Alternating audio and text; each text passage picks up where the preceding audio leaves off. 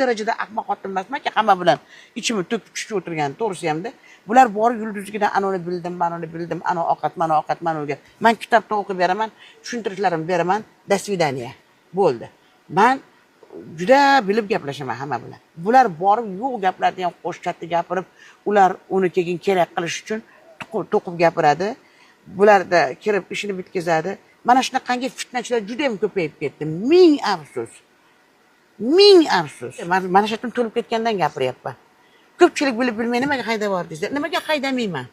Kecha kelgan hamma bunday qilib muzikantlarning gitarasini ko'tarib yurgan bola, mana oxirgi ishlab yurgan Sardorim ham o'zi bilan haligi 154 chegarada hammonlik qilib yurgan bolalarga rasmga tushayotsa, "Ey, Allah'ım u bu" deya menga qarab mushtlashib ketay deydi.